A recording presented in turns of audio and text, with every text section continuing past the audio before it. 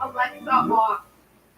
Hey everybody. I think I'm live. I'm live and I have sound. So welcome to you. Thank you for being here. I appreciate it. And it also is very loud. Hold on, let me turn this fan off. It's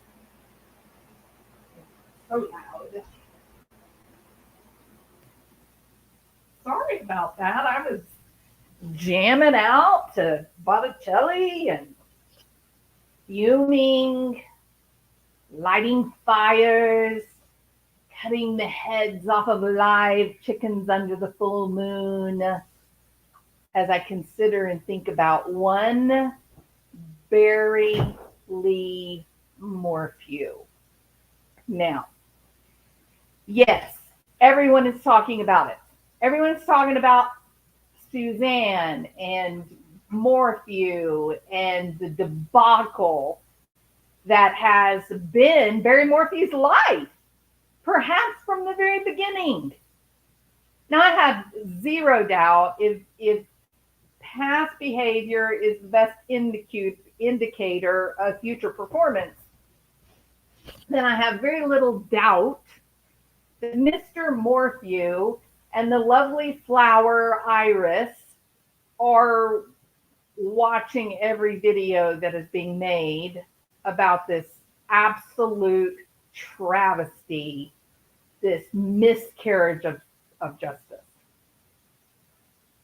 I think that they are hanging on every word that is being talked about in the Twitter sphere and the streets of YouTube.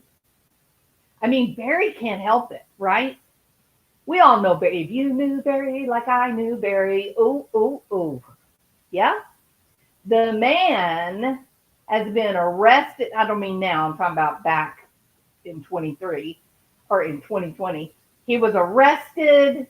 He's there at his preliminary hearing, the proof evidence presumption great, and he's standing there in his little suit, little gray suit, acting as if he was at church, welcoming the people in, welcoming the old ladies to come in and sit down and listen to the sermon. It was odd and off-putting.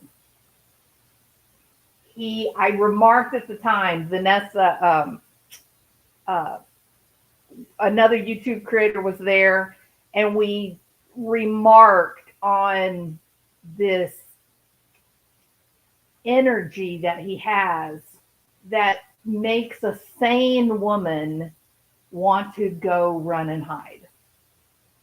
It wasn't just me. I'm not the only one that felt it. Something's wrong. There's something wrong about him. Your brain looks at him and you think, okay, he's an attractive man, right? For his age and everything, he's an attractive guy. So why do you feel so you feel he repels people. He pushes people away. It's a bizarre thing. It's like watching horses. I don't know. I know that's weird, but if you're a horse person, if you ever mess with horses, then you know that if you watch a group of them together, they communicate silently, right? And some of the horses, all the others will just move away from. Like they won't look at them. They just get away from them. Other horses are together. They'll even play together and, sleep in the same area, things like that. He's one of those that when he comes walking through, you feel like you have to turn your back to him. You have to get away from him. He's got a real bad energy. There's something about him that feels off. It feels wrong. It's very strange. And it was so strange. It was so odd and curious the way he stood there as if he were welcoming people in to church. It was very odd. And as you read his arrest affidavit, it's all about God. He blames God. He literally blames God for Suzanne's disappearance at the time. Since that time, of course, her body has been found, and we now have the results of the autopsy back. And frankly, I'm fighting mad. I am in a state of fury and indignation and outrage for Suzanne Morphew and for Macy, her daughter. The manipulation, the games, the sick, sadistic way that he was forcing Suzanne to live, all while locking down her inheritance for himself. And I'm going to tell you, it is my opinion. I think the minute that Suzanne said, I'm leaving, I want my money back, that was it for Barry. He could not take that. I think he could take losing her. I don't think he was altogether in love with her, actually. If you look at his behavior, the activities, the people he was hanging out with, I don't think love was the primary motivator. Oh, if I can't have her, no one can have her. I think it was all about money, don't you? Isn't that all he's ever really cared about? So the things that he did, all in the name of keeping his little bear paws on Suzanne's inheritance money, I believe it was always going to end in murder. I don't think there was going to be any way out of it for her. And sometimes when I'm feeling particularly morose, I guess, sometimes I wonder, was that the whole reason for the move? Was the move in preparation for the end of her life? You take her inheritance, put it into the house, make a purchase, put it into the house, now it's community property. You move out of the town where both of you grew up, where everyone knows everyone, where they all remember what you did on your 18th birthday, where they're used to seeing you around town, where they know who had the flu and when, and you move her to the literal middle of nowhere. Now, don't get me wrong. I'm an outdoor girl, and yes, I would give my right arm to live right there. It is gorgeous. It's also incredibly wild, and it is incredibly isolated. And I have had people say, oh, you don't know what you're talking about. They lived in the subdivision. Okay, I do know what I'm talking about. I have been there. I don't know how many times I've been. More than I can count on both my hands. I know people there now. And even though it is a quotation mark subdivision, it is in very large lots. Not all of the lots have been sold. It's a handful of houses that have literally maybe a mile or so between them. And it's all mountainous, heavy mountain, and trees. It's rough land. It's virgin land. You're not going to leave your cushy little apartment in Dallas and go live up there and just go for a little afternoon walk and not pay the price. It's a tough area. It is gorgeous. But if you have, look, here's one of my big points. And this is one of those points, I think, that Iris can't get around. I don't think she can work around this particular fact. And it's this. You don't just stumble onto Barry Morphew's house. I'm talking about there in Salida or Maysville. You don't just stumble upon it. it's not like a subdivision with pretty houses all in a row and you just turn right or left and then you end up, driving past, oh, look, there's the Morphew house, like the Chris Watts house, right? Oh, look, there's the Watts house. No, no, no, no, no, no, no, no, no. You got to work to get to this particular house. And you got to know where it is, or you could just drive right past the driveway that takes you down to the house. It's even sitting down a little bit and back. So when you turn left and it's the only house in that area, there is another lot there, but it hadn't been sold. Nobody's built there. And when you actually drive onto what was previously Morphew's property, it went down. You really couldn't even see the house. But if you went right, then it continued like around a big circle and then you actually drove down past the house where he was staying with, his what did I used to call Shoho, where he lived with Shoho, right? So to me, that is a really important point for these prosecutors when they go for this again. And they will, I have no doubt, they are going to arrest Barry Morphew again. They will prosecute him again. And I am fully aware, I know that Scott Reich doesn't believe that. I don't think he's outright said they're not going to prosecute. His point of view is they're not going to be rash.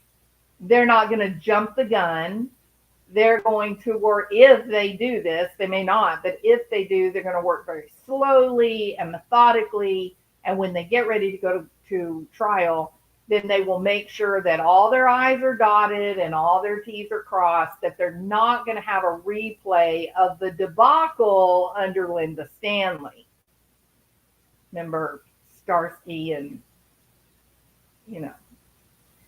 So to me, I'm different than Scott Reich on this, and I'm not a criminal attorney. I'm a licensed psychologist. I'm not a criminal attorney in Colorado, but I don't see how they avoid prosecuting him. Not with this information, not with this new information. They can't walk away from this. They won't be able to. Now there's some. There were 14 people during the autopsy, and that is shocking, right? Because you're thinking, good God, why so many? Scott Rice said, I believe that he said he had never seen that many people observing one autopsy, right? And what a lot of people don't know that haven't really done the deep dive into the debacle of Barry Morphew and his, murdered wife, Suzanne, is that the Chaffee County prosecutor's office, sheriff's office, some of the legal judges, that some of the things that happen with judges, there was so much. I'm just going to call it what I think it is. This is my opinion. I think it's graft and corruption. I think it's the good old boy club alive and well in Salida, Colorado. And I definitely think that Scott Reich is far more tempered. And he says, no, it's not corruption. No, don't say that. So I'm out on the plank alone here. In terms of, I could get in trouble for what I'm saying. I just think that this particular community where they were living, Barry and Suzanne being among the high income earners in that area, business owners, people knew them, obviously nothing like the number of people that knew them in Indiana, but they were visible people in the community. They were known, and they hadn't been there very long, but there were those types of people. And the reality is, this is a community where the greatest majority of people, they are hunters. Let's face it, it's Colorado. They're outdoorsmen. There's whitewater rafting all up and down the little river right there. It goes through town. So Barry is he people didn't people loved Suzanne. Let me put it this way. My understanding from the people that I've met and that I'm in contact with, people absolutely adored Suzanne. Right? She's warm, affectionate, giving. People liked her. They were drawn to her. They tolerated Barry, but he's got this fence. He's got this unseen force around him that repels people. It's very so hard to describe. Vanessa, I gave her my seat on the second day, and I said, "You got to go because this guy is freaky. Like there's something about him." And she was like, "Oh my God, he is so creepy. There's just something off about him that really makes you feel bad, right?" So while he's tolerated and while there were friend groups, the glue was Suzanne. People wanted to be friends with Suzanne. They tolerated Barry, and then the outdoorsmen, the firefighters, all of that stuff. Then I think a lot of the men would say, they thought Barry was crazy and they were kind of scared of him. Real complicated. It's a real complicated set of circumstances. And so, I believe that part of what happened, come on, listen, you guys, in my description of this video, I say it's time. It's time to stop dancing around the facts. It's time to say the uncomfortable things out loud. It's time. It is time. And I'm going to do that. And it's a little worrisome because there's going to be people that are not going to like what I have to say. So the person in the chat that's asking about, this, remind them about this case. We're talking about the disappearance and then what was later revealed as murder of Suzanne Morphew. She went missing from Maysville, Colorado, which is a small town right outside of Salida, a little bit bigger town in that area. They lived in a subdivision, but not like what you're used to. You would not have had any idea you were in a subdivision. It was kind of up on the side of a mountain. The lots were incredibly large. It's kind of virgin land surrounding each of the home places, and you couldn't really see a lot of the houses. The roads were very windy. Many of them are still gravel and dirt. This is not like a subdivision like you'd see in Houston. It's not like going to the Woodlands in Houston. So Barry stayed true to form with this whole focus on outdoor nature, the seclusion, what I think is probably personal, isolation.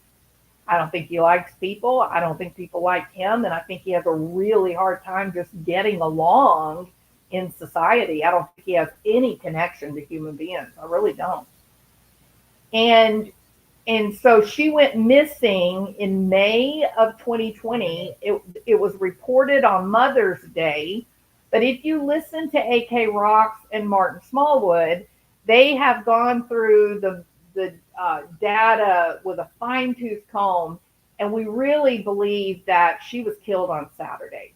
And It's a Crime, Linda on It's a Crime did a video that I rewatched yesterday.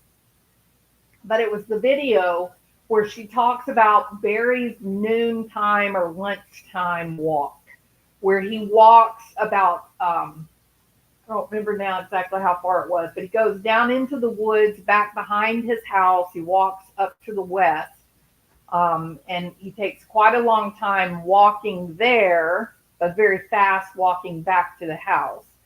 Um, I am of the opinion now that Suzanne was running, that Suzanne had been drugged, and that she was trying to get away, and that he was probably tracking her through the woods, would be my guess. So, so anyway, we believe that she didn't die on Mother's Day, which is the conventional story that's been put out among mainstream media and such. Um, we don't. I don't believe at all that this imaginary trip to the pizza place that didn't happen. That's BS. That was a setup. That was like a false proof of life. I think that the friending all the men on Facebook, again, false proof of life. I don't think that she did not do that. He did that. And more judging on, I'd love for Peter Hyatt to look at the information. When you read the communications that she had with Jeff Libler on that day, the day before, there, it doesn't seem like it's her, right? It seems like maybe it is Barry communicating with Jeff Libler. And Libler does say that he felt uncomfortable, that he didn't quite feel like maybe it was Suzanne. So he was different. He wasn't as relaxed and open. The other part of those communications with Libler is that they were dramatically pronounced in number compared to their normal daily contact.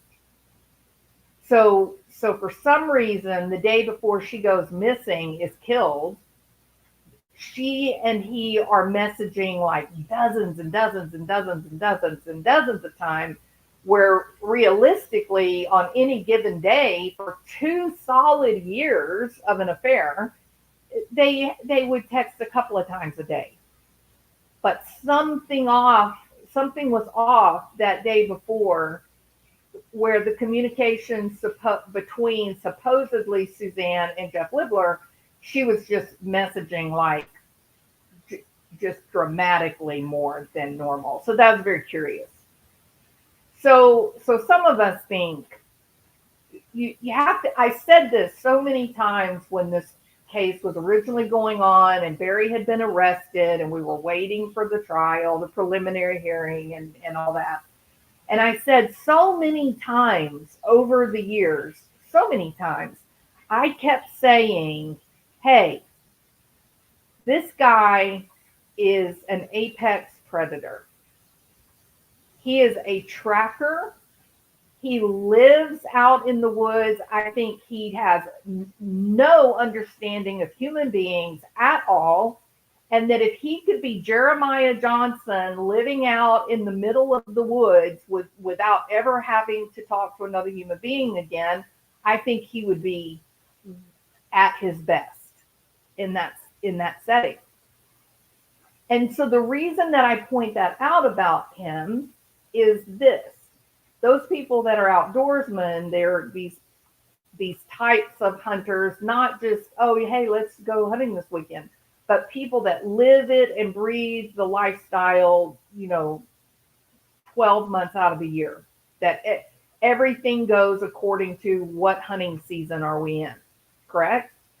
Those people, they track these animals. They break down the big problem into little pieces, and they become detectives, and they look for signs and evidence of animals doing different things, because that then informs them, where do I put my corn out, or where should I plant my rye, or what time of day, and they try to learn the animals, try to speak their language.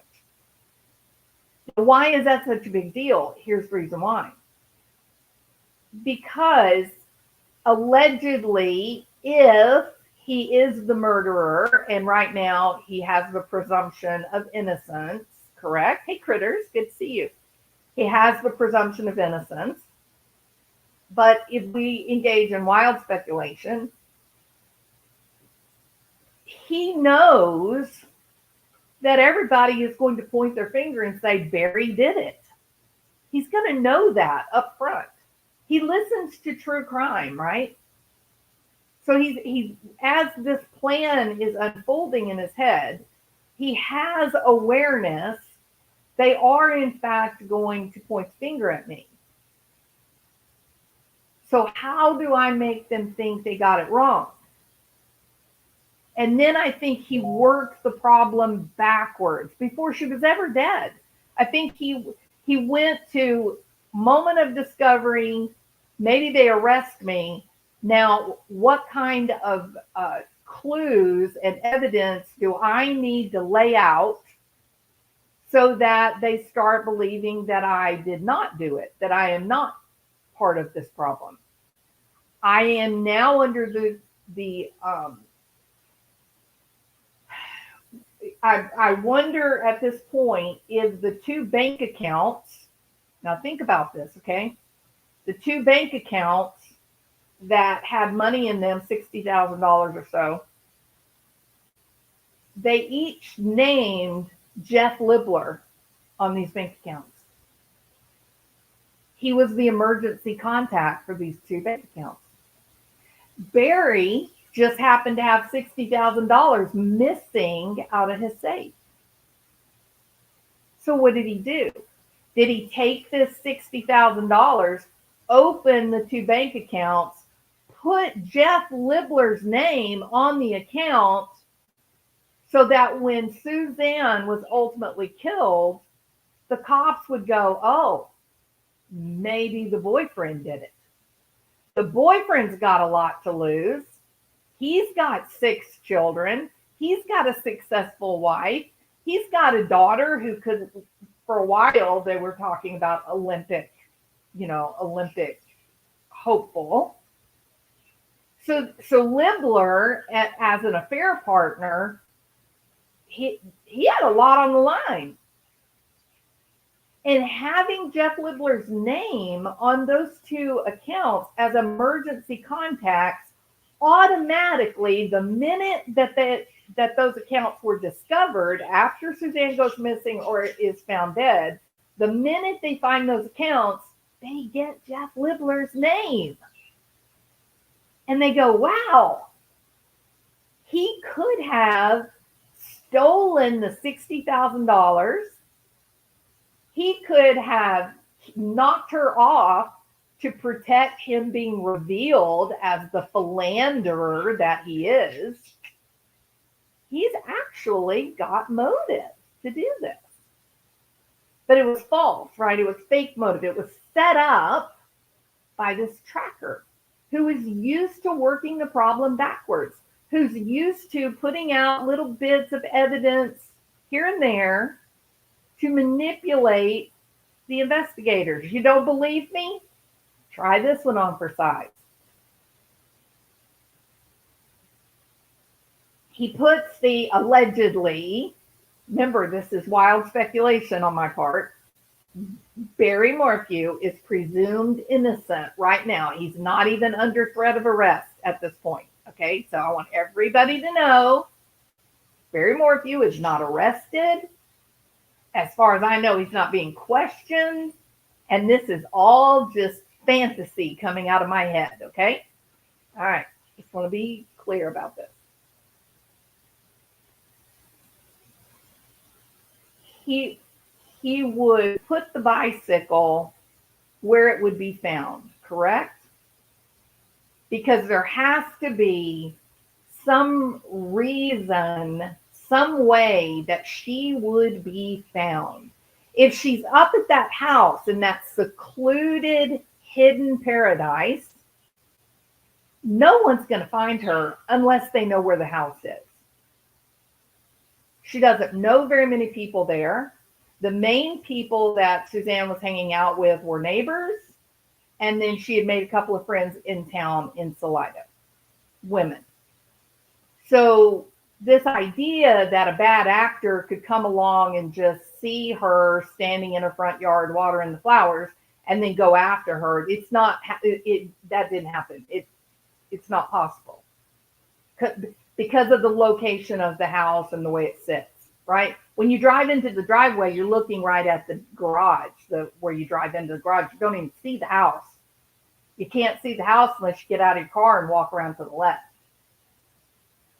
So he knew, I can't have her abducted from the house. I can't have her killed at the house because no one's just going to stumble upon the house. I think he tried to set up Jeff Puckett. I think Jeff Puckett was another one to raise suspicion, right? That maybe he did it.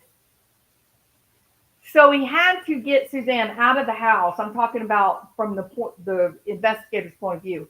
He had to get her out of the house so that she would be able to run across the bad actor. And I think that's why the bicycle was placed where it was, to give the illusion that she was out in public where a sicko could find her. Yes? And then he did the most curious of things. He turned left. He turned left and he threw out the turquoise biking hat or helmet, right? He came up with this story that was 100% wrong, and I guess he was scared. I guess he wasn't thinking, but it was completely the wrong time of the year for the elk to be losing their antlers. And he claimed that he saw one that was dragging its antler and about to lose it, and he wanted to see where they were going. But it was a complete wrong time of the year. I don't know if he just, got scared. He panicked, perhaps, maybe. It could be cool. So he also goes into the little store and says, oh my God, my wife, I've looked in your trash can. I've made quite a spectacle of myself, sticking my head down in your trash can. And now let me give you a description of my missing wife. Y'all remember this ridiculous thing? He didn't say petite, blonde, 5 foot 1 inch, 105 pounds, blue eye. No. That wasn't the description of his missing beloved. The description was biking clothes, turquoise biking clothes. Who remembers that? If you remember that, put a 1. It was bizarre. Yes, Pinky, it was bizarre. Absolutely bizarre. Let me give you a description of my missing wife.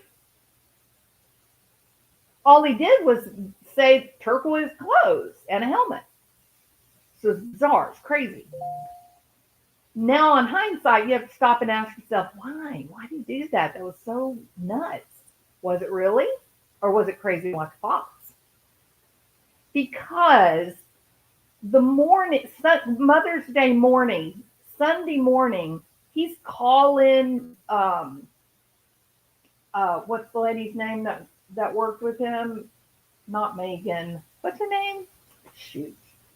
Haven't been in the... Not Megan. What is her name?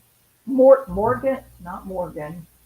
I can't think of her name. Anyway, the lady that works with him, and she and Jeff Puckett drove together. Okay, Morgan what? What's her last name? Not Carlisle. Morgan. 3 years. It's been too long. I got to go look again. Yeah. Hey, Kathy R. Okay. So the worker Morgan, who actually followed him, she worked with him in Indiana and followed him to Colorado. And so Gentile. Thank you, Cat's Eye. You're a sweetheart. She actually was quite a confidant of Barry's, right? And a lot of people thought, oh, there's your affair partner. He's messing around with Morgan. And the truth was, no, he wasn't. But she was friends with Shoho. So she knew the affair with Shoho was going on, but she was trying to tell everybody, look, there is another woman, but I'm not the other woman. And Barry, the morning of Mother's Day, he made quite a spectacle of waking people up and telling people, hey, I need to go up to Denver and do work on the job, and y'all need to come, and Morgan, get someone to come with you. And she contacted Jeff Puckett. And so there was a great deal of movement that morning. Now he completely lied to the cops, y'all. He said, "Oh yeah, I went to sleep at 8 o'clock." Who remembers that? I went to sleep at 8 o'clock. Okay, Barry. So if you're fast asleep with your honey in your bed, your marriage bed, then who the hell's driving your damn truck and Bobcat around? Or, oh yes, I woke up at 4 o'clock, but my alarm went off at 4 o'clock, but the alarm wasn't set. And the truck, the telematics on the truck had the doors opening and closing, and the truck was there was a lot going on with the computer and electronics of the truck at 3 o'clock in the morning. Well, isn't it interesting that from about 12 o'clock to about 3 o'clock, the phone is on airplane mode, and that's plenty of time to drive south to Saguache County, dispose of your wife, and then make it back in time to load up and head north. Everybody acknowledges there's a missing gap of time, 4 hours? Between that midnight time period and that 3 a.m. time period where the truck now wakes up again, starts reporting again. And he's lying, saying he's asleep. But thanks to Martin Smallwood and A.K. Rocks, we know that is absolute bullshit. No, Barry Morphew and Iris Eaton. No, he was not sleeping. His truck was being turned off and turned on, and the driver's side door opening and closing, and the passenger door opening and closing, and all four doors being all open at the same time or closed at the same time.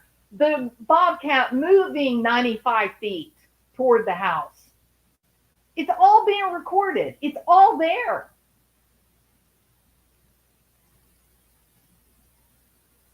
This man had a 4-hour window of time where his phone was disconnected. The telematics on the truck were disconnected. And somehow at 4 o'clock, he was able to get in the truck and drive up north and begin to put on quite a show, didn't he? Have we really stopped to consider what it is that he actually did? Now, look, it drove us crazy. AK retraced those steps, I don't know how many times. Martin Smallwood, AK, on the phone together, late into the night, line by line. What the hell was he doing? This is crazy. He sat outside the men's warehouse for more than 10 minutes, all four doors open on his truck. Why? He went to five trash bins, and every one of them had a camera on it. Or not, I don't mean attached to it, but a camera that you could see the trash bin. He was walking around parking lots with bags full of shit out of his truck that he was throwing in these very visible trash bins in the broad daylight.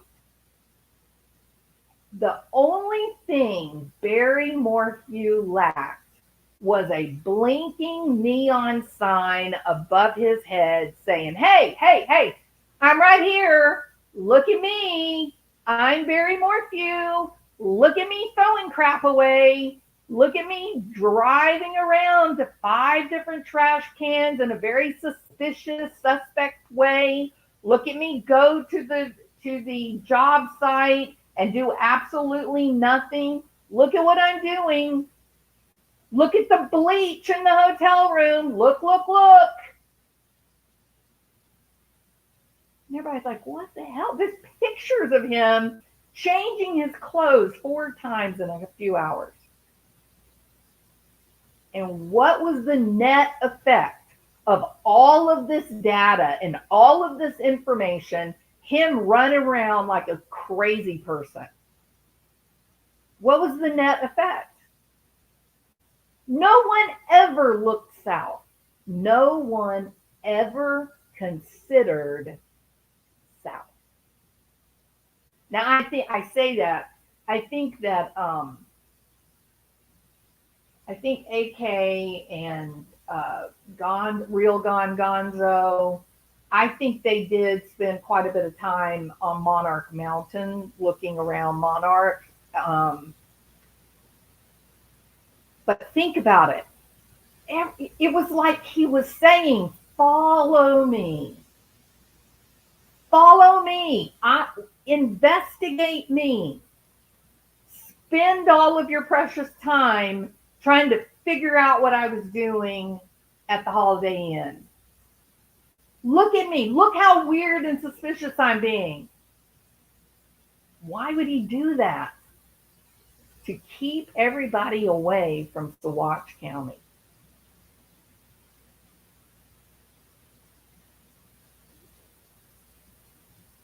He is an apex predator. He is a tracker, a mountain man kind of person. And if this was a premeditated murder, if this was planned, if this was the goal, he would have considered laying out breadcrumbs to make the investigators investigate into the wrong direction, to form an inaccurate, impossible conclusion.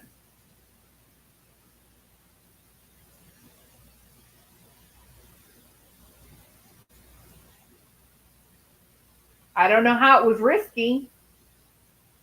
How was it risky? They had nothing. They had no body.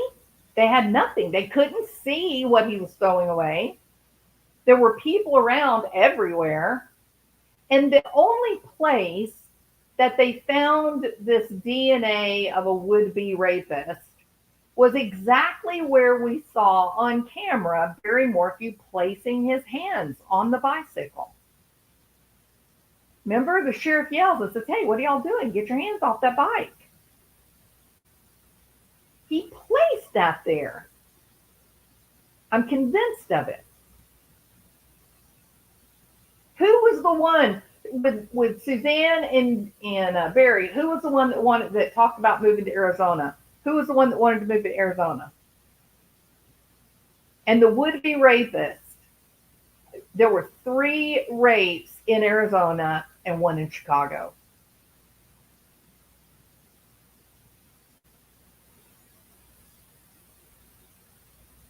So I think, moving her to an area where people were not accustomed to seeing her every single day, moving them to an area where people were not going to say, hey, I haven't noticed Suzanne around in a few days. When they were in Indiana, there's no way that he could have ever pulled this off. No way. But it was almost like the perfect crime. Moving her there, isolation, getting her to put all her money, her inheritance money, into the big house so it becomes part of community property, and no longer protected from his grimy little paws. And then he was working, he was making friends. And I'm sorry, I'm going to say this. I know that Linda Stanley's office was like a bunch of kindergartners. I know that. I was sitting in shock watching everything they did not do. Like, how the hell do you have $60,000 in 2 bank accounts online with Jeff Lidler's name attached, and you haven't checked, you haven't gotten a subpoena to go into those accounts to see if someone's using them. You don't know if there has been any withdrawals or any deposits. What? And how about the T-shirt that AK found? The turquoise woman's T-shirt that had what looked like knife marks or bullet holes in it. They had it for months and had not sent it off for DNA testing. It's crazy. And then you get a judge who doesn't recuse himself with Oshoho, but then he pulls back, he recuses himself. Judge Lama takes over, and Judge Lama literally slaughtered the case. He took a K-bar knife and drug it across the artery of the case when he dismissed 14 experts. Those 14 experts were people that would have commented on the truck telematics, the fact that Barry said he went to sleep at 8 o'clock, but the truck was being used at 9:30, that Barry said he didn't wake up until 4:30, but the truck is being used at 3 a.m. All of that was thrown out. And Judge Lama has a hunting camp literally a couple hundred yards right down the road from old Barry's place. Now, I admit that I am a suspicious and skeptical person. I am. I admit it. But when people go missing, when a woman abandons her two girls, this message of, oh, she's going to go to Ecuador to teach and live with her boyfriend, liberal. You better become skeptical, because no woman is going to abandon her two daughters in these circumstances. Nobody. And I don't even want to let my mind think about the damage done to Macy, that she is manipulated into believing, and I think she was manipulated by Barry and Mallory, that she was manipulated into believing that her mom, in fact, chose a man, an affair partner, over her.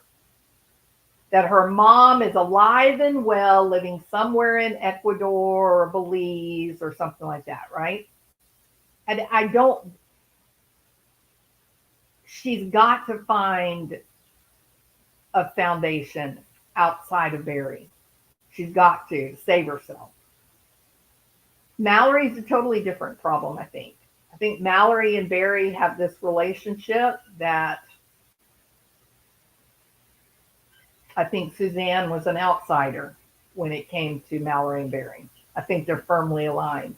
But I don't think Macy was. I think Macy's definitely been victimized in this thing. But I think what is really important now, today, is this. In no circumstances at all that I can think of, I can't figure out for a second a way to believe that Suzanne abandoned her girls. If I were one of the girls, I would not be able to come up with a way of saying, well, my mom really did abandon me and then someone killed her. Right? Because that is going to be what is going to be told to her. She is going to be told, I'm the victim here. Barry, me, Barry, I'm the victim. Your wife, your mom had affairs on me, and then she ran off to be with her boyfriend, and someone killed her, and I'm the victim. Right? That's game. Maybe it worked when they did not have Suzanne's body, or maybe that worked before they had Suzanne's autopsy report. But now with the autopsy report, the story doesn't work anymore. Macy's not going to believe at this point now, she's not going to believe that her mom in January of 2020 told her, I'm scared of your dad. I need to get away. And she said, well, just leave before he comes home. Don't tell him that you're going to leave. She knew that her mom was terrified. She knew that. And so now Macy is going to look at this and she's going to realize, damn, she didn't leave me. She was killed. And the horrifying thing is, what killed her? What killed her is exactly what was, on my dad's workbench in his creepy garage. And that is butorphanol, azathioprine, and metadidine, which is BAM, which is what he had, where it is in the arrest affidavit, where he is having the conversation with Gruesing, and they're talking about BAM, and he asked him and says, oh, well, how do you counteract that particular medication? Because those are the big guns.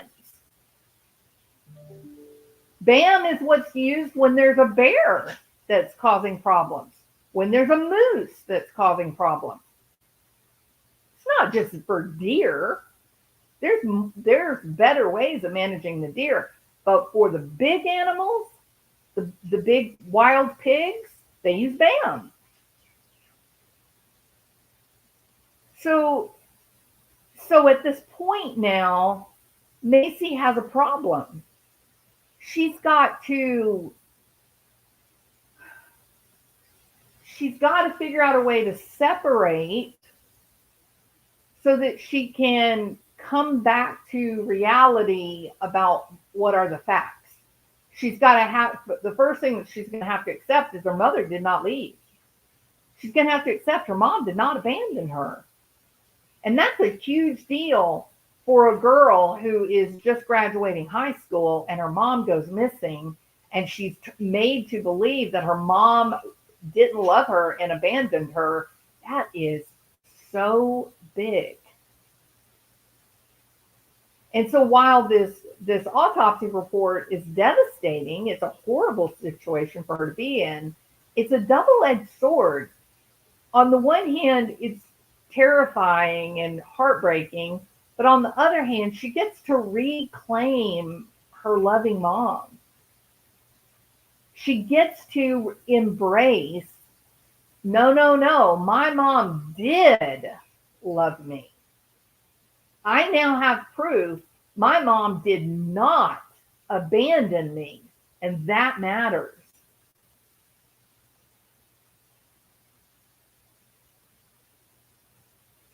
So there's a couple of things I want to comment on specific to the autopsy report. And I know lots of people are reading it out loud to everybody and whatnot. But there's a few things here that I think I'm just going to take a deep breath and I'm just going to say it. Okay. So as you go through, I guess I could share this page with y'all so you're not just sitting there looking at the same thing. Hold on. Share screen. And we'll do the autopsy. All right. So here is the autopsy report. Right there. And they do talk about finding partial skeleton. They did not get her entire skeleton. Very quickly, I want to say this too. Butorphanol, this is actually a chemical that is prescribed often to human beings, especially people that have migraine headaches. Some other things too, but it comes like in a nasal mist. It's called Stadol. And so that is not uncommon. They also use it in BAM for for anesthetizing large animals. But it is possible that she had butorphanol and then she had metabolites of butorphanol. And that sort of made me think, I wonder if she had an existing prescription for Stadol because of the, we know she had some kind of pain medication. We just don't know what that was. And she did pick it up that day that Friday, I think. So butorphanol can be used both for human beings for pain. It's a opiate, or they use it with BAM or large animal anesthetizing. The azaparone is another one of those that this one is pretty much animal. It's so hard for me to say it right. Okay. Etimidine. This is only used in animals, and this is a heavy, big guns tranquilizer, right? So if you were to be injected with this, you wouldn't be able to move your arms or legs. Like they would feel like they weighed 1,000 pounds. Okay. So medetomidine is for animal veterinarian use. However, there is a chemically altered form of medetomine that they prescribe or use as an injectable anesthesia with humans. And I'm not going to get into all that. I guess there is a surgeon who did a video last night talking about these 3 drugs. He didn't know the case very well, so a lot of the information he put out about the case was inaccurate. But the whole point of me watching it was about the medications, right? So the important takeaway is this combination of butorphanol, azaparone, and medetomidine. This is marketed as BAM. It is called BAM, BAM. And it is for the sedation or control of large animals. So they use it. This is their number one product to use when they're trying to control bears that have gotten like into the town. Aspen's got a big problem with bears coming in town. Or if they are going to tag an animal, if there's research and they need to tag the animal, they'll shoot them with BAM. And then they use tolazine once they finish providing veterinarian care to the animal, or they put a tag on the animal or whatever they're doing. Then they will administer tolazine, which then is kind of like the antidote and makes the effects of BAM go away. But if you have too much of the butorphanol, then you stop breathing. If you have too much of the medetomidine, if you have too much of that, your heart can stop beating. So yes, medetomidine can be put into the medical port that she had installed, that was on for her chemo meds. It could have been injected that way, but I think everybody is in pretty good agreement that it looks like she was shot with the dart, and then he broke the gun, the dart gun, to say, oh, look, see, I can't even use it to fire it, right? But then he chased her down in the woods. And then once he finally caught her down in the woods, he was able to deliver the final, make her go to sleep, get her down south to Saguache County. And then there was a bullet that was found among the animal bones and the human bones and the clothing. And there were no bones that appeared to have damage from a bullet. However, they did not find a complete skeleton. So it is possible that the bullet was used, but it only stayed in soft tissue, that it didn't hit any of the bones, or the bones it did hit have been carried off by animals, right? So, so this is going to be a really difficult point of acceptance for the girls, for the prosecutors, for Ira Seton. It's going to be very difficult to inject reasonable doubt related to Bam, because Barry himself said, I have Bam. I keep it on my work table. I have 4 or 5 syringes. I don't remember how many it was. One of them was missing. And he told investigators, I use these darts to inject deer or elk, and then I saw off their racks, and then I wake them up with tolazine, and then they go on about their business to be killed because they don't have a rack to protect themselves, right? So when they go into rut, they get murdered by another elk. The reality is that conservationists would never do that.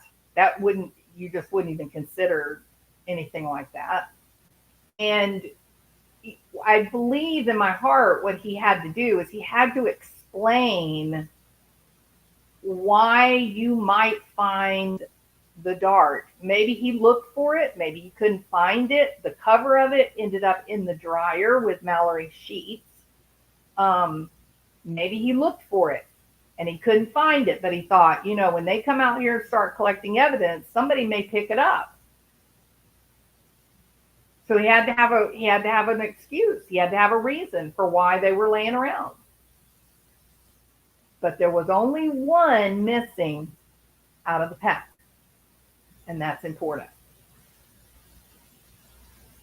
So I think that's going to be very difficult for Ira Seton to inject reasonable doubt. I think it's going to be difficult because Barry spoke so freely about Bam. He told where he got it from. He got it in Indiana. Again, I'm really to the point. I'm thinking this was planned before they ever moved out of Indiana. I think this murder was planned before they ever moved in that beautiful house in Colorado. So he got the Bam from a vet, one of his friends in Indiana. He admitted to Grusing that he brought it with him from Indiana to Colorado, and that he had it right there in his workshop. And they even said, do you know how to load up the cartridges? Do you know how to load up the darts? He was like, absolutely.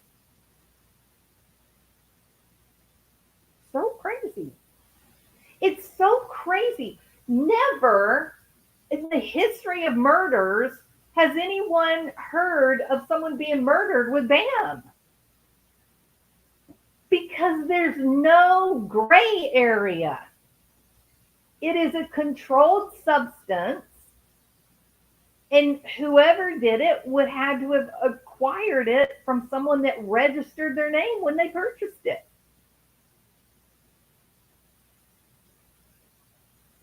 It's so crazy. There is no reasonable doubt here. So it's going to be some trouble there. It's going to be hard for Iris to do the reasonable doubt part of this. It's going to be hard for Mallory and Macy to continue to accept that their mom abandoned them. The Bam, the component, completely does away with all of that. The story, Barry Morphew's story is bull. It did not happen the way that he said it happened. The introduction of Bam into her body completely erases the line of events that he described to everybody.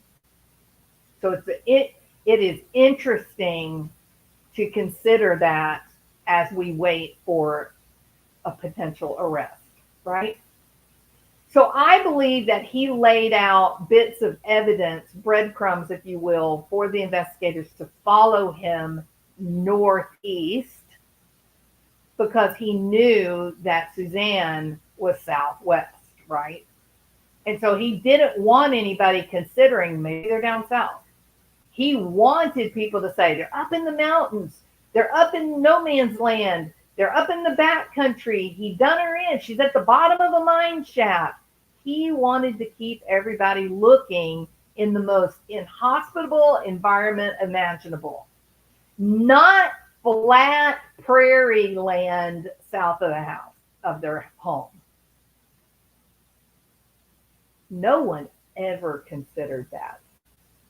But interestingly enough, people, when you look at the arrest affidavit and you look and you see what it was, what were the stories that Barry was listening to on his true crime channel that he enjoyed listening to during the day, and it just so happened right before Suzanne Morphew went missing, Barry Morphew listened to a true crime story about a girl that went missing in Arizona.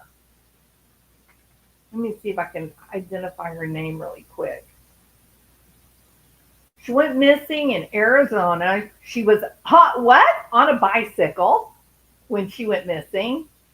And she was later found out in the flat Arizona desert, cactuses growing up around her, tumbleweeds. And when you took the photograph of the location where her body was found and you compare it to the location where Suzanne's body was found, it looks like it was the same place. Did Barry listen to the story? Is that where Barry came up with the idea of the bicycle? Is that where Barry came up with the idea of, hey, wait a minute, I can go down to Saguache County and there is wide open flat land all over down there, and people will never think for a minute that she would be out in that easily accessible, wide open area, right? And then here's another thing, and this is one of the big points.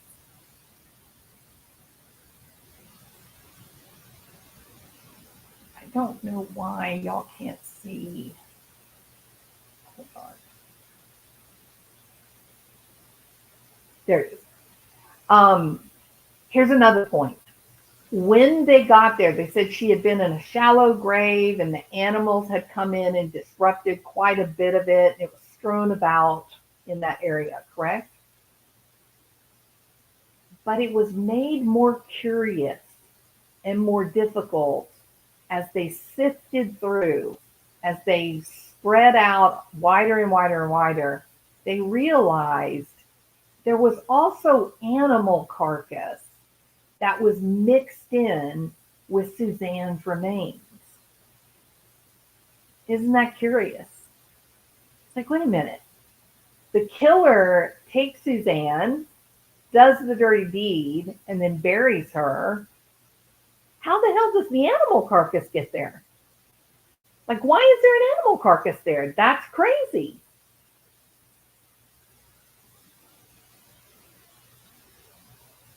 Maybe it was left there intentionally. Maybe there was elk. The meat was laid there to attract the animals, the scavengers that would destroy the evidence, just like what happened. Again, this was not an accidental, some sicko stumbling upon Suzanne and doing the dirty deed. This was not some weird, sexual predator who decided, here's an opportunity. The depth of planning is so apparent now. It's so easily discernible now. And who in the hell would think about, I'm gonna dig this shallow grave, I'm gonna put the body there, and then I'm going to put animal carcass on top of it to attract the scavengers. Who thinks like that? Oh, what? Jeremiah Johnson, right? The Mountain Man. He wasn't scared. Everything he did said, look at me, look at me, look at me. Up north, east.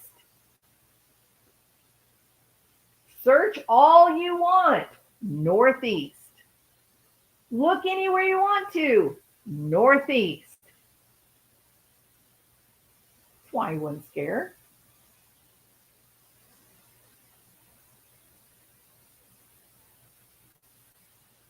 Pretty chilling. Pretty chilling. Now then, I want to go to here a little bit. Hold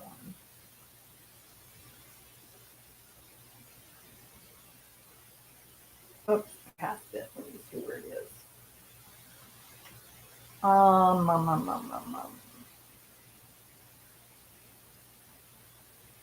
Must be the next document. Hold on.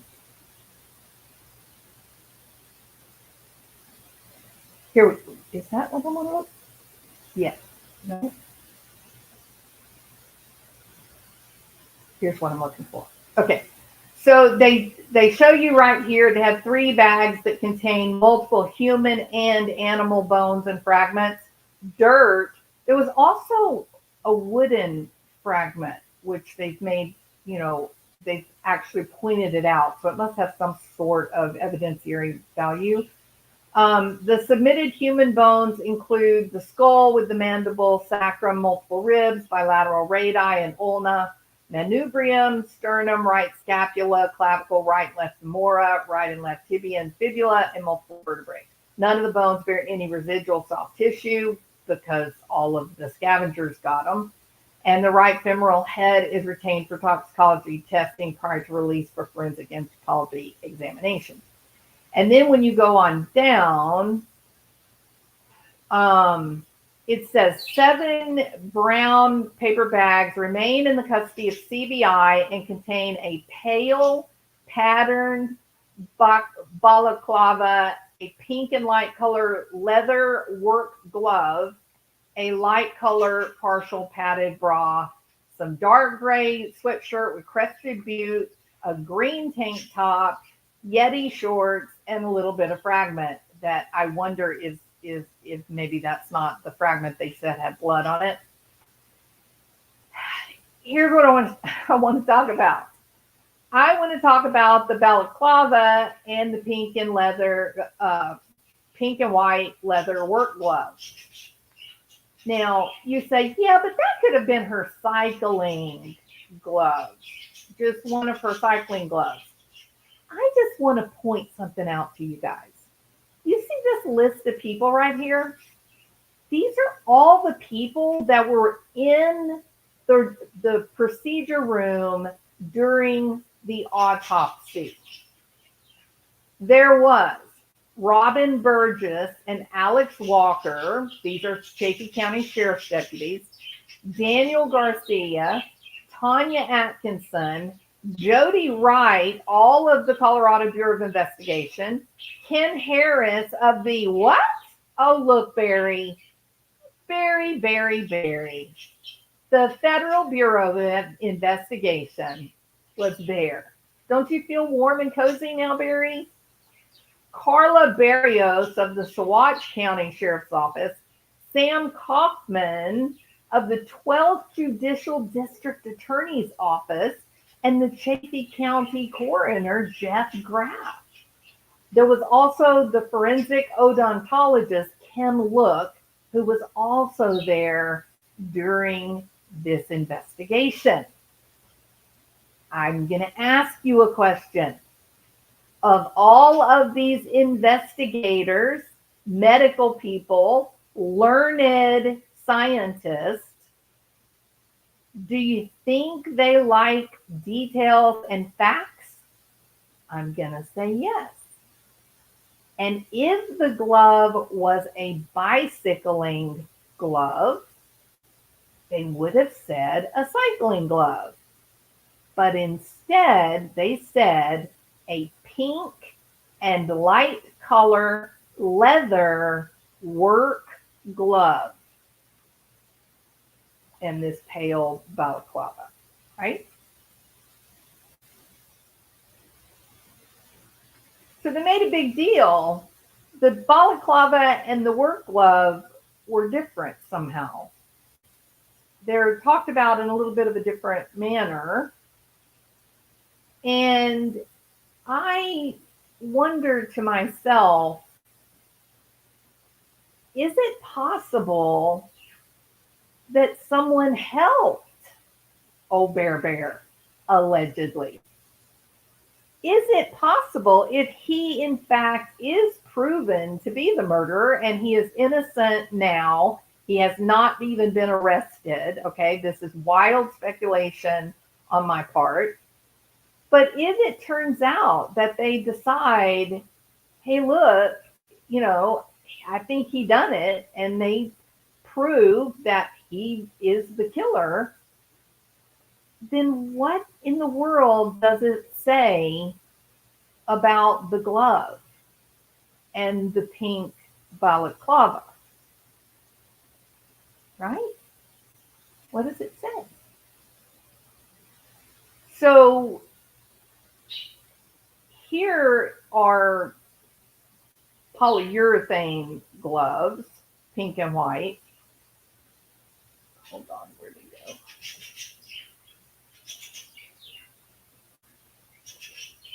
This would be abrasion and tear-free or tear-resistant gloves, so that you would still continue to see, oh yeah, it's clearly pink and white.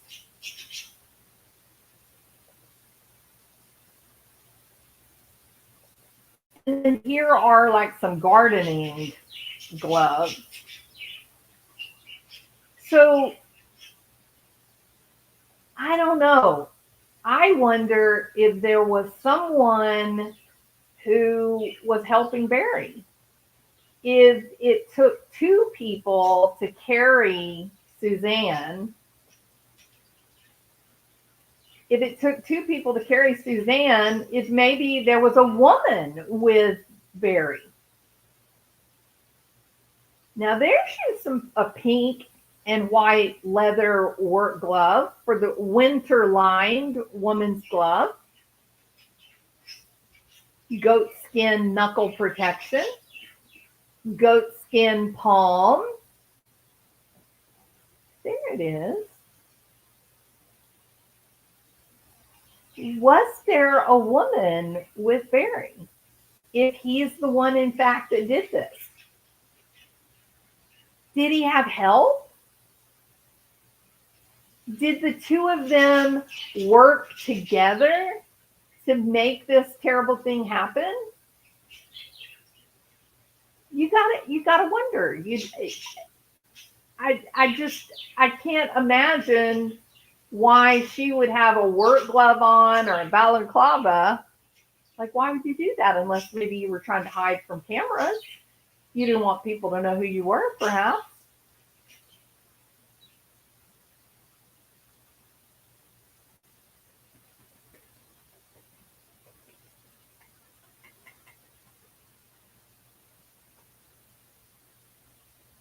So the Larry Rudolph,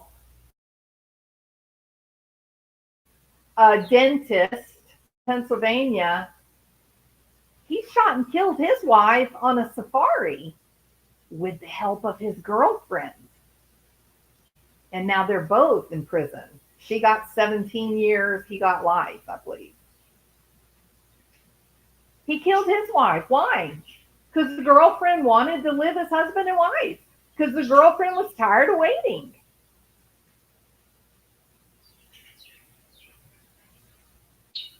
So I think even though this autopsy is very short and sweet and to the point, I believe that this is a huge bomb, a nuclear explosion that has gone off in Barry Morphew's life. I believe that. I'm of the opinion, I think he'll be arrested. I think he's going to be arrested again, and I think this time it's going to work. And we know that Shoho did some very questionable things in the name of helping Barry. We know that happened. We know that happened. So I think that the balaclava and the work gloves, the pink and white work gloves that are leather, I think that's going to be really interesting because there may be DNA on them.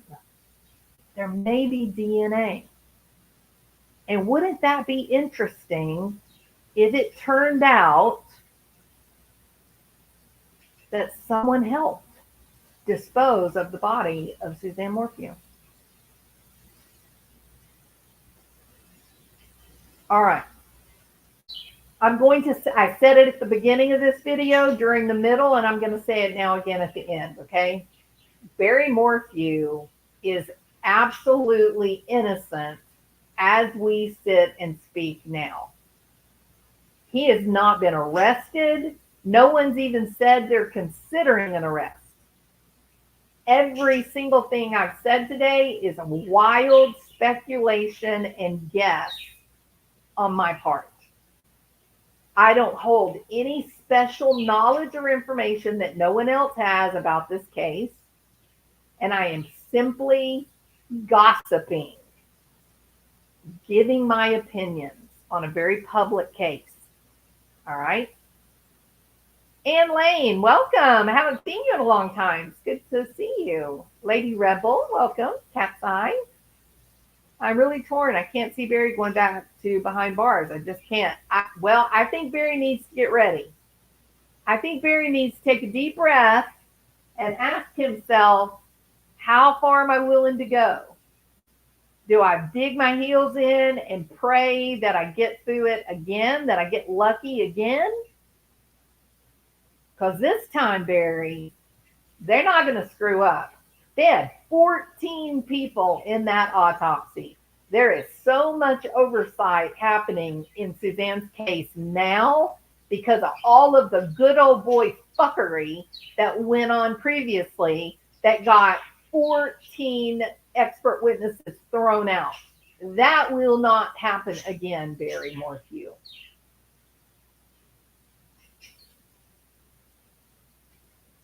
And you can't erase the words that you said. You bragged on bringing the BAM from Indiana. You bragged about, oh yeah, I know how to do it. I know how. I'll tell you what I even used to counteract. You own it, buddy. You own it. All right. So there we are, peeps. Hey, Steffi, good to see you again. It's like old home week, isn't it? Everybody should have brought a covered dish. He will either run or unalive himself. No way in hell does that man unalive himself. No, no, no. He's the most important person in his life. If you agree, if you think Barry Morphew is the most important person in his life, put a 1. If you think that he would run like a coward and kill himself, put a 2. I don't think he will. I think he loves himself too much.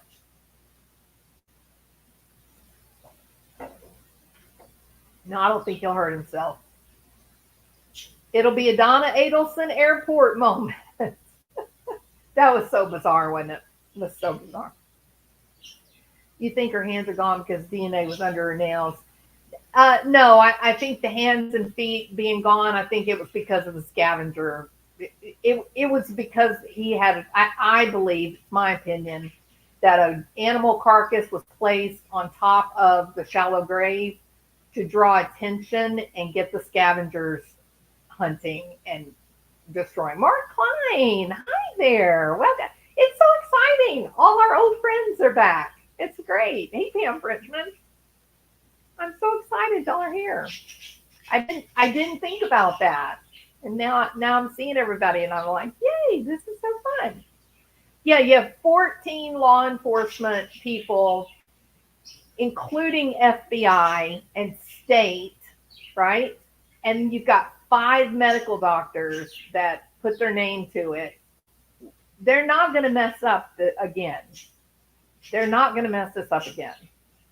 So, yeah, believe them. When they say it was a leather a pink and white leather work glove, believe them. And when they say it was a pink balaclava nearby, believe them. And I don't get the impression when I read through it, I don't get the impression that they thought that that was something that Suzanne was wearing. We have waited such a long time, Lady Rebel. And every time I see Tish, Nancy Grace interviewed her. I don't remember if it was it the night before last, I think. It just breaks my heart. Breaks my heart. She has been so constant and loyal and faithful to this cause. Don't forget Suzanne. Don't forget Suzanne. Don't forget Suzanne. So, a balaclava it's stretchy and you wear it around your neck. And so when you're skiing, you can pull it up so it goes over your cheeks and your nose. All that you can see is just your eyes, right?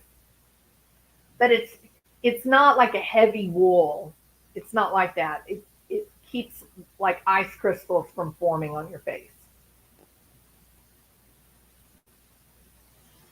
Let me see if I can. I should have had one ready to come up. Hold on.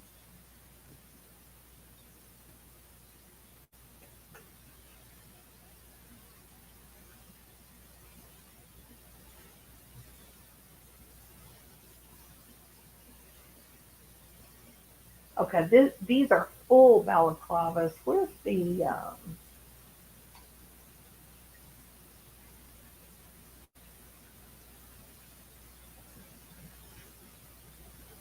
Okay, let me share and I'll show you. You'll know what it is when you see it. Hold on. But notice Barry made such a big deal out of all the turquoise clothing, and it was top. She had on a gray sweatshirt. She had on a gray skirt, and then maybe a baby blue helmet was found up toward the house. He misled everybody. So that is a balaclava. You see, this one doesn't have it over the head. That's my preference. I have one like this too for like when it's like really cold or really, really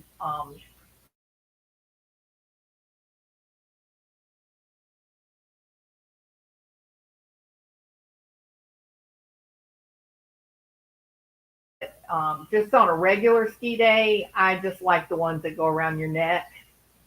I don't like I hate layering. Puts me in such a bad mood. I feel like I'm smothering under all the clothing. Like this. These are the ones I wear. Those are the ones that I like.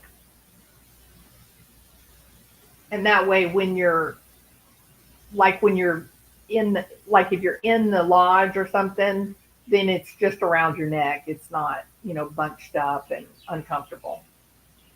Oh, and you can put your hair into ponytails with them. They're pretty great little. I have a lot of like tropical prints because I'm weird, but but if you're gonna be going someplace cold, that's the one you want right there. And then it has the little thing that goes over your mouth and nose. All right, so that's a balaclava. Pink balaclava, pink work gloves. What does that tell you, right? Nancy, I'm telling y'all, it is like old home week. It is so fun. You guys are here. I'm so excited. It's great. Teaspoonful of sugar. People are not running around Salida with tranquilizer guns like the defense is saying. I'm going to tell you this straight up. No, you are right. People are not running around Salida or Colorado with tranquilizer guns, number one. BAM is a heavily controlled substance. Let me say this again. It is a opiate that is prescribed to humans. The name is Stadol. And then you have the anesthetizing element and the tranquilizing element. Do you really believe that the DEA, the FDA would allow veterinarians to just play loose and fast with opiates and tranquilizer combination? Absolutely not. No. This would you have the addicts would be going crazy trying to get their hands on BAM, right? No, BAM is a heavily regulated drug cocktail. And the people that have it, the state uses it, the animal control, the national parks, and veterinarians that work with large animals. It's a very limited use for this stuff, y'all. I'm talking about, this is big guns. This is some serious chemical. I've heard some people saying, "Oh, well, it's deer tranquilizer, it's wildlife tranquilizer." No, let me say it. They use it to neutralize bears, moose, bison. You think if you can take a dart of this stuff and neutralize a full-grown black bear, what do you think is going to happen when you shoot it into a 5'1", 97-pound female who's been getting treatment from cancer?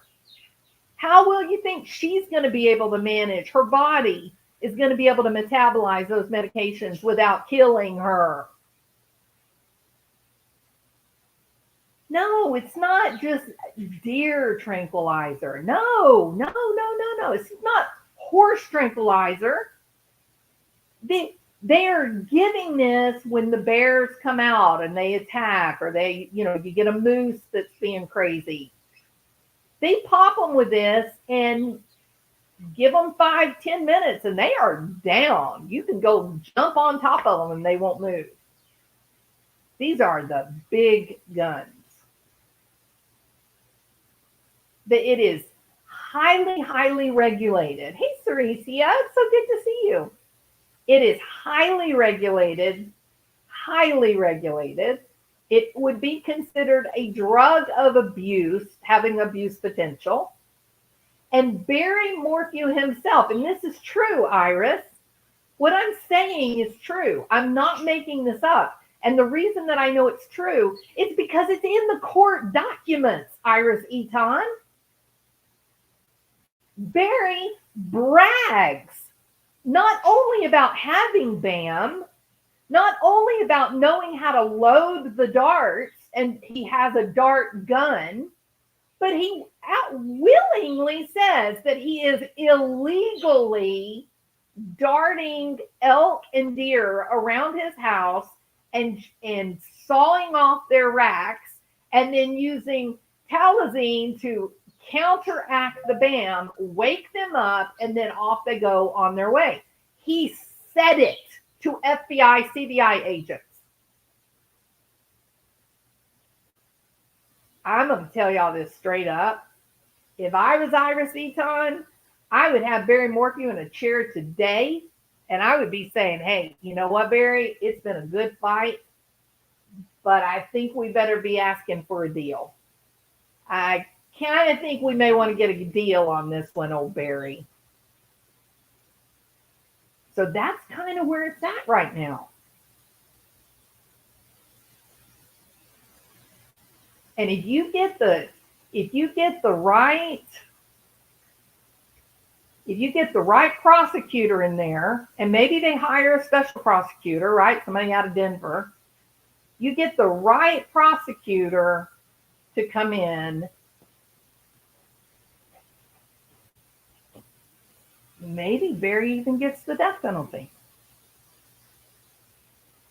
This addition of BAM, this particular drug cocktail, this is a game changer for everyone involved. This changes the whole landscape for the family members. Now they have the comfort of knowing my mom did not abandon me. Thank God I was loved.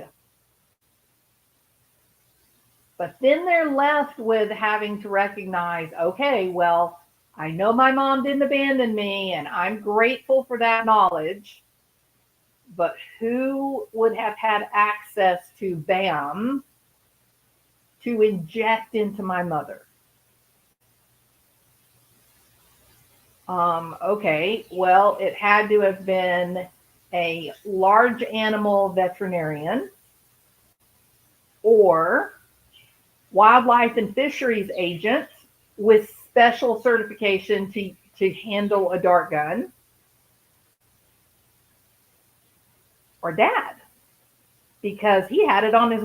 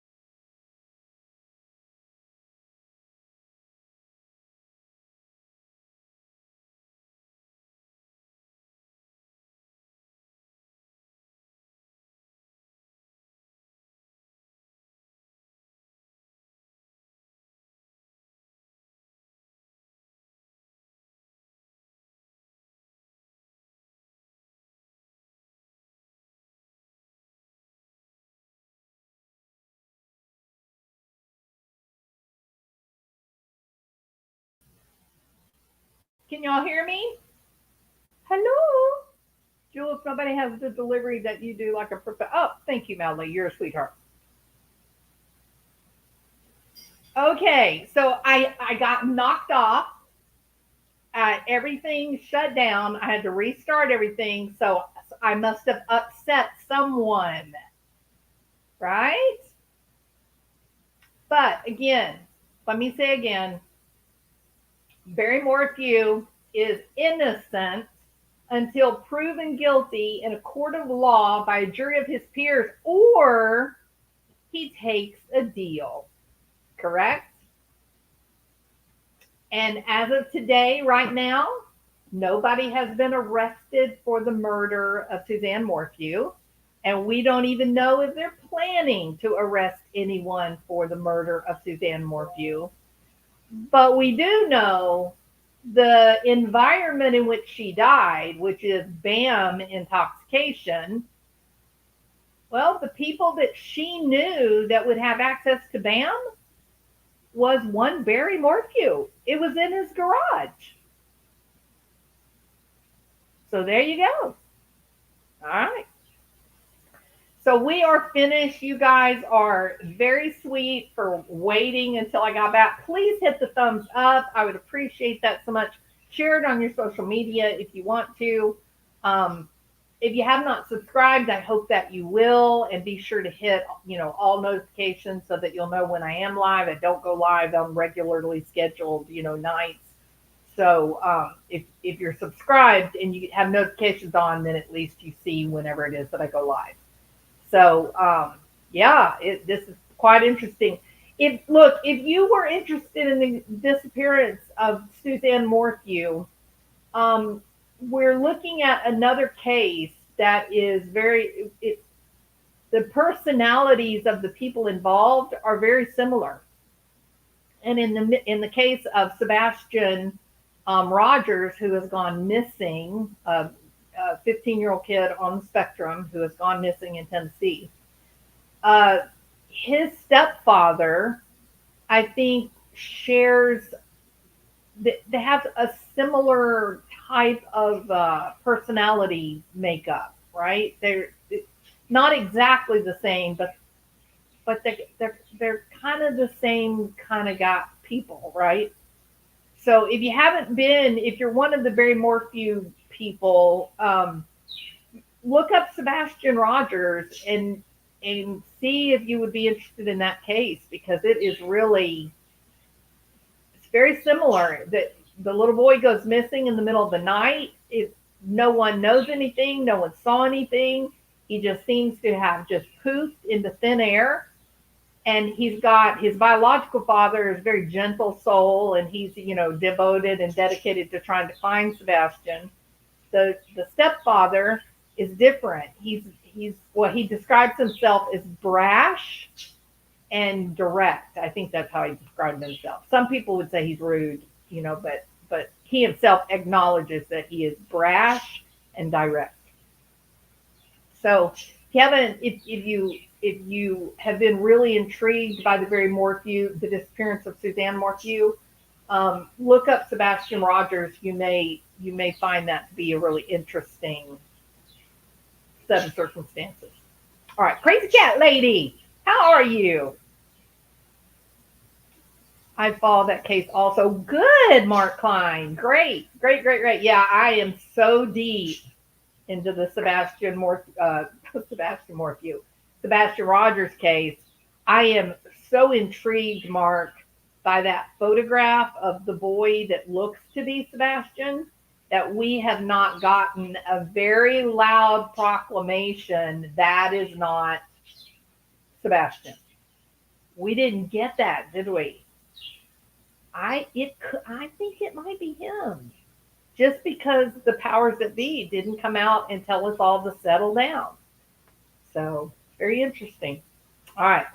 I do have to go, everybody. I got a 2:00 appointment that I need to make, and I'll be back later. Okay. Thanks. It was so good to see all the old people that were in the Barry Morphew case 3-4 years ago.